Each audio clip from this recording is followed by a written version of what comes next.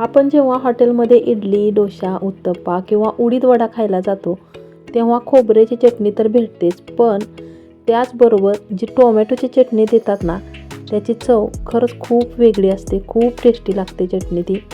चला तर मग अशीच टोमॅटोची चटणी आज आपण घरी बनवूयात. अशी टोमॅटोची चटणी तुम्ही डोसा, इडली, वडा, त्यानंतर भाताबरोबर किंवा चपातीबरोबर सुद्धा खाऊ शकता. खूपच टेस्टी लागते.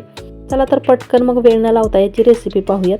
नमस्कार, गायत्रीज किचन मराठीमध्ये तुमचं खूप खूप मनापासून स्वागत आहे. टोमॅटोची चटणी बनवण्यासाठी कढईमध्ये 1 चमचाभर तेल घेतलेलं आहे. त्यामध्ये 2 कांदे मी चिरून घेतले होते. चिरलेला कांदा त्यामध्ये घालायचा आहे आणि अगदी थोडासा हलका कलर येईपर्यंत हा कांदा परतून घ्यायचा आहे. जास्त लालसर कलर येईपर्यंत कांदा परतायचा नाही आणि कांदा लगेच भाजावा यासाठी यामध्ये थोडंसं बारीक मीठ घालायचं. मीठ घातलं की कांदा लगेच परतला जातो.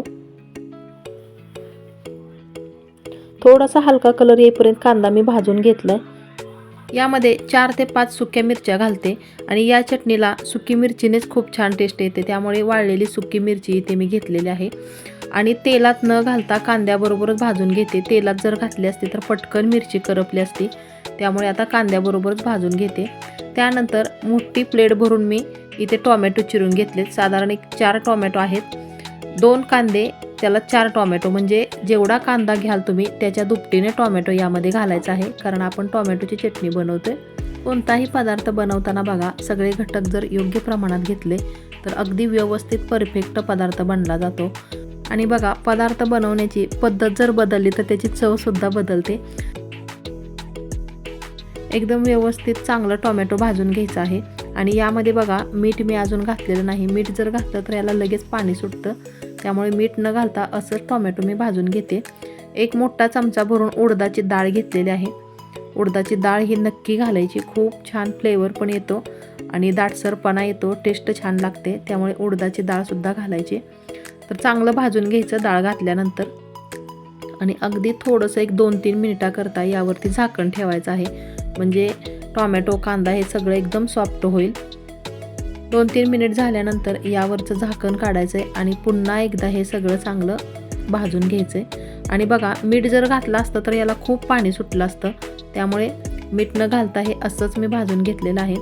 आता यामध्ये खूप छान अशी टेस्ट येण्यासाठी आलं आणि लसूण घालायचं आहे. आलं लसणामुळे खूप छान टेस्ट येते. आलं लसूण घातल्यानंतर सुद्धा अगदी थोडंसं 1-2-3 मिनिट हे परतून घ्यायचं आहे.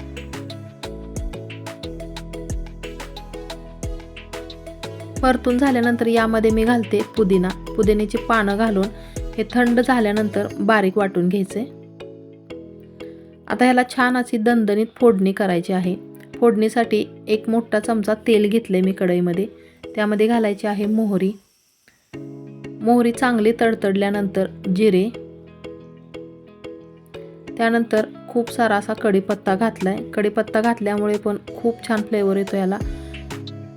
चिरलेली कोथिंबीर आणि हे चांगलं मिक्स करून घ्यायचं आहे. एकदम कडकडीत कढीपत्ता होईपर्यंत हे परतून घ्यायचं आहे. परतल्यानंतर हे जे टोमॅटोचं वाटण आहे, कांदा, टोमॅटो, आलं, लसूण, मिरची, ह्याचं वाटण यामध्ये घालायचं आहे. खूप छान स्वाद यायला लागलाय बघा. मस्त असं हे परतून घ्यायचं आहे. आता 1-2-3 मिनिट तरी ह्याला चांगलं तेल सुटेपर्यंत परतायचं आहे. परतून झालेलं आहे. आता यामध्ये थोडंसं पाणी घालायचं. जास्त ही चटणी पातळ नसते आणि ज्या मिक्सरच्या भांड्यामध्ये मी टोमॅटो बारीक केलं होतं त्यामध्येच पाणी घालून यामध्ये घातलेलं आहे आणि मंद आचेवरती याला थोडीशी उकळी येऊन द्यायची. आणि बघा, चटणी बघा मी अशी घट्टसरच बनवलेली आहे. आता यामध्ये सगळ्यात महत्त्वाचं म्हणजे चवीनुसार मीठ घालायचं आहे आणि मीठ घातल्यानंतर सुद्धा हे चांगलं मिक्स करून घ्यायचं आहे. बघा, 1-5 मिनिटात तर चटणी तयार होते. फारसा वेळ पण नाही लागत याला. हलकीशी उकळी आल्यानंतर बघा, एकदम घट्टसर दाटसर आपली चटणी तयार आहे. मस्त झणझणीत, चमचमीत आणि तोंडाची डबल चव वाढवणारी चटणी. कशी वाटली मग ही रेसिपी तुम्हाला कमेंटमध्ये कळवायला विसरू नका. आणि जर तुम्हाला माझी आजची रेसिपी आवडली तर प्लीज आपल्या चॅनलला लाईक करा, जास्तीत जास्त लोकांना शेअर करा आणि गायत्रीज किचन मराठी या आपल्या चॅनलला सबस्क्राईब नक्की करा. माझ्या चॅनलवरती तुम्हाला नवीन जुन्या पारंपरिक अगदी सगळ्याच प्रकारच्या रेसिपीज पाहायला भेटतील. चला तर मग भेटूया नवीन एका छानशा रेसिपीसोबत पुढच्या व्हिडिओमध्ये. तोपर्यंत आनंदी राहा, खुश राहा, मजेत राहा आणि असंच काहीतरी नवीन नवीन बनवून खात राहा. धन्यवाद.